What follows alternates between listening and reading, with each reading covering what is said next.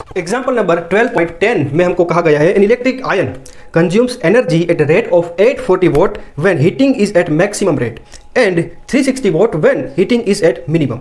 The voltage is 220 volt. What are the current and resistance in each case. यहाँ पर इस example में हमको क्या कहा गया है कि हमने एक इलेक्ट्रिक आयन को लिया है।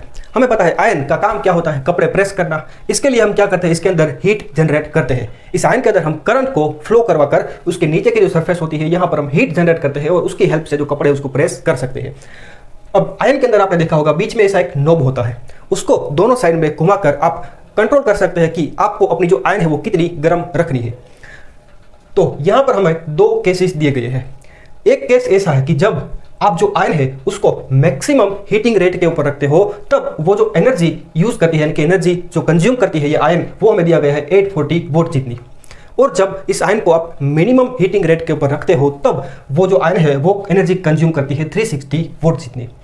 अब यहाँ पर हमें जो पोटेंशियल डिफरेंस है वो दिया गया है 220 वोल्ट का, क्योंकि हमारे घर में 220 वोल्ट का जो पावर सोर्स है वही आता है।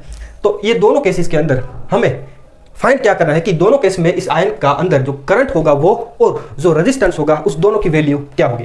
तो आइए हम स्टार्ट करते हैं फर्स्ट केस से कि जब हमारी जो आयन है वो हमने मैक्सिमम हीटिंग रेट के ऊपर रखी है तब उसके अंदर करंट और रेजिस्टेंस की वैल्यू क्या होगी। केस 1 कि जब जो हमारा आयन है वो हमने मैक्सिमम हीटिंग रेट के ऊपर रखा हुआ है तब हमारे पास जो एनर्जी कंज्यूम करती है वो हमको दिया गया है 840 वोट। यहाँ पर वोट है मतलब कि ये इतना पावर जो है वो कंज्यूम करती है। तो फर्स्ट केस के लिए जो हमारा पावर होगा वो होगा 840 वोट और सेकंड केस के लिए हमारा पावर होगा 360 वोट जितना। तो यहाँ पर हम लिख लेते हैं हमारे पास केस 1 के अंदर पावर की वैल्यू है 840 वोट और यहाँ पर हमारे पास वोल्टेज यानी कि V की वैल्यू है हमारे पास V is equal to 220 volt. यहाँ पर हमें फाइंड आउट करना है करंट कितना है वो और रेजिस्टेंस कितना है उसको। तो पहले हम फाइंड करते हैं करंट को। हमारे पास जो इलेक्ट्रिक पावर है उसका इक्वेशन है power P is equal to V into I. तो यहाँ पर अगर हम I को फाइंड आउट करना चाहते हैं, देखिए हमारे पास P की वैल्यू है और V की भी वैल्यू है, तो इसके ऊपर से हम I को फाइंड आउट कर सकते हैं। तो I को हम इसके ऊपर से लिख सकते हैं कि current I is equal to power P divided by V।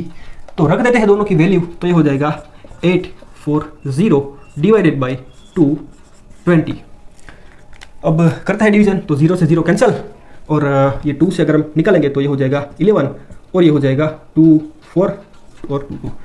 अब आगे कुछ हो नहीं सकता इसका डिवीजन, तो हम पॉइंट में आंसर निकाल लेते हैं। तो 42 को अगर आप डिवाइड करोगे 11 से तो ये हो जाएगा 11 3 33 और यहाँ पर बचेगा यहाँ पर 10 तो ये 9 और यहाँ पर 3 तो ये 0 हो जाएगा। फिर आगे कुछ है नहीं तो एक 0 अगर लिखेंगे तो यहाँ पर पॉइंट लगाना पड़ेगा।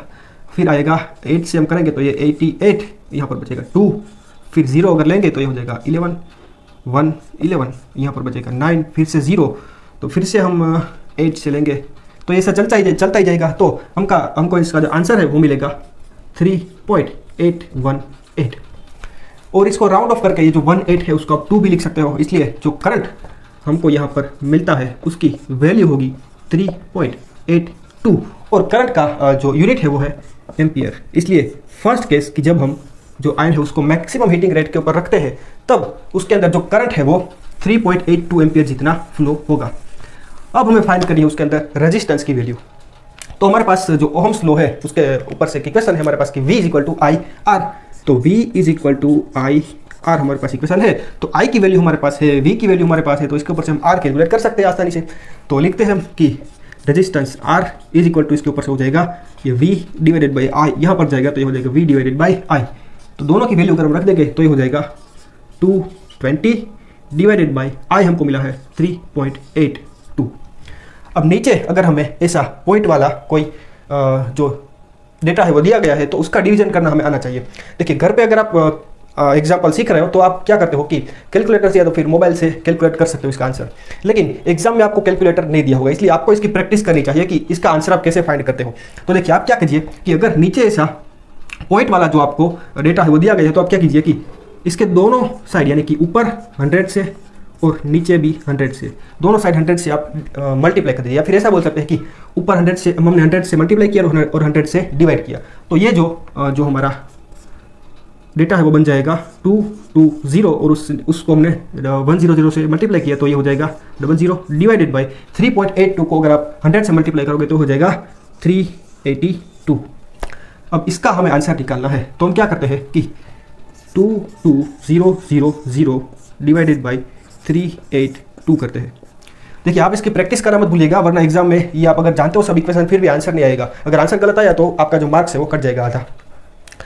अब देखिए हमें यहाँ पर ये फाइंड आउट करना है कि 382 को आप किससे मल्टीप्लाई करोगे तो 2200 के नज़दीक वाला आंसर आएगा।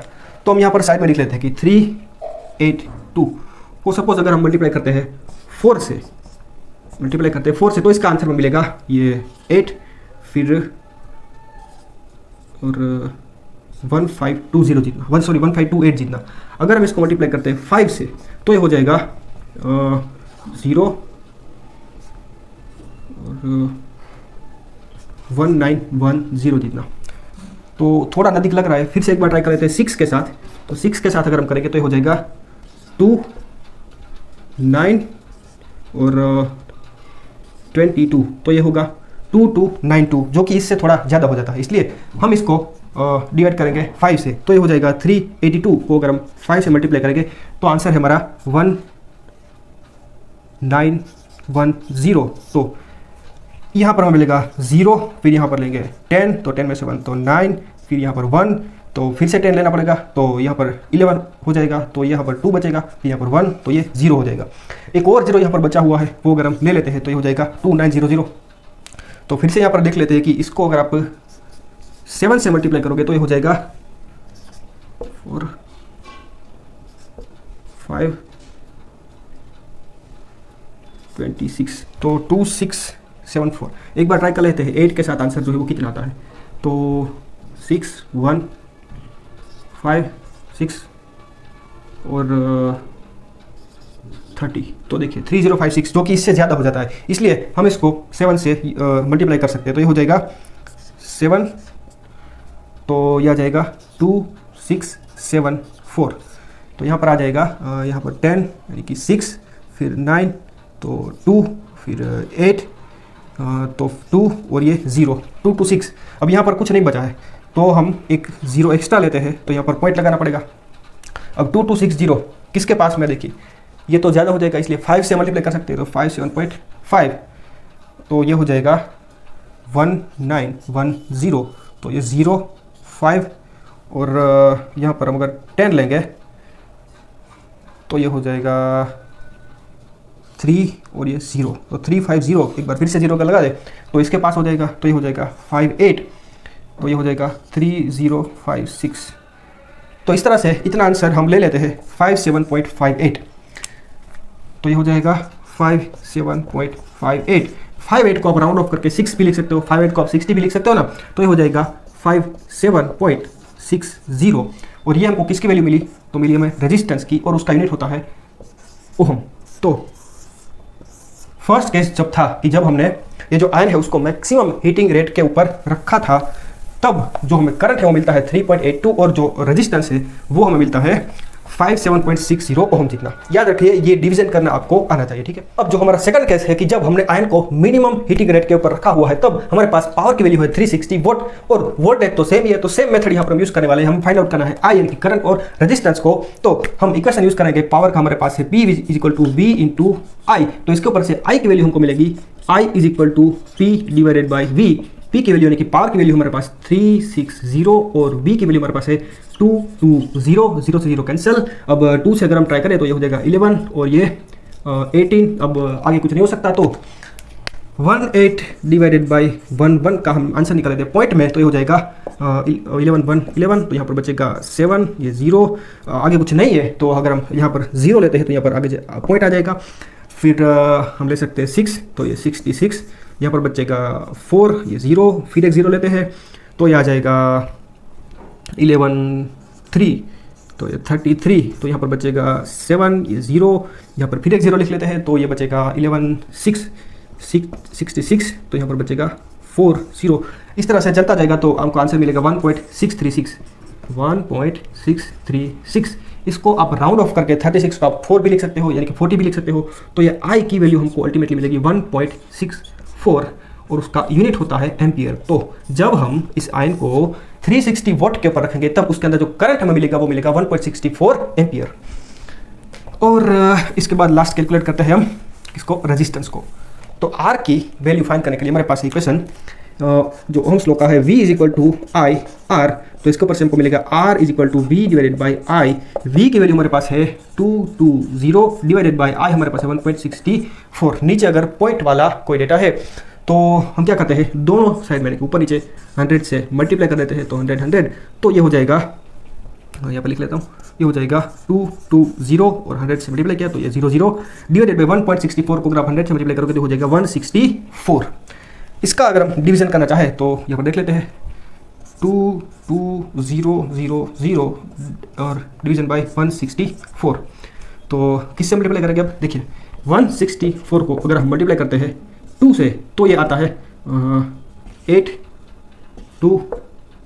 328, जो कि इससे ज़्यादा हो जाता है, इसलिए हम 1 से पहले करेंगे तो ये हो जाएगा 164 इंटू 1 करेंगे तो ये हो जाएगा 164। तो यहाँ पर 10 फिर 4 है तो 6, यहाँ पर 1 तो और एक 10 लेना पड़ेगा यानी कि 11, तो 5 यहाँ पर 1 तो ये हो जाएगा 0। तो अब एक 0 यहाँ से नीचे ले लेते हैं तो ये 560। अब 164 को अगर मल्टीप्लाई करते 3 से तो ये आता है 2 और 9 1 492 और 4 से अगर हम करेंगे तो आ जाएगा 4 4 6 1 5 656, जो कि इससे ज़्यादा हो जाता है। इसलिए 164 को हम 3 से मल्टीप्लाई करेंगे तो हमको मिलेगा कितना है 492। तो यहाँ पर अगर हम 10 लेंगे तो यहाँ पर बचेगा 8, यहाँ पर अगर हम 5 लेंगे तो नहीं चलेगा, इसलिए फिर से 10 लेना पड़ेगा तो ये 15 हो जाएगा, तो 6 आएगा और यहाँ पर 0 हो जाएगा, यहाँ पर 0 है और एक 0 हमारे पास बचा है ना, एक तो हमने यहाँ लिया तो एक यहाँ पर भी ले लेंगे, तो 680। तो ये उसके नज़दीक का लग रहा है। फिर से एक बार चेक कर लेते हैं कि 164 को अगर हम 4 से मल्टीप्लाई करेंगे तो 4 4 6 1 5 2 ओके 6। एक बार 5 से कैलकुलेट कर लेते हैं तो 5 अगर हम इसे मल्टीप्लाई करेंगे तो हो जाएगा 0 2 2 3 8 820, जो कि इससे बहुत ज़्यादा हो जाता है, इसलिए 4 ही हमारा काम में आएगा। तो यहाँ पर 4 656, तो यहाँ पर बचेगा 10 में से 6 जाएगा तो 4, यहाँ पर 720 तो 24, तो यहाँ पर एक एक्स्ट्रा 0 का रेला है तो यहाँ पर पॉइंट लगाना पड़ेगा 240। तो ये अगर 2 से हम लेंगे तो भी ज़्यादा हो जाएगा, इसलिए हम 1 लेंगे तो ये हो जाएगा 164। तो यहाँ पर बचेगा, यहाँ लिख लेता हूँ, यहाँ पर बचेगा 6 फिर यहाँ पर आएगा 3 तो 7 और ये 0 फिर एक 0 अगर हम लेंगे तो 760 किसके पास वाला है 4, तो ये हो जाएगा 4, तो यहाँ पर बचेगा 656। तो इतना आंसर हम अब ले लेते हैं 134.14। तो इसका फाइनल जो हमें आंसर मिला वो मिला 134.14। ये हमको मिला आर का जो वैल्यू है वो, और रेजिस्टेंस का यूनिट होता है ओम।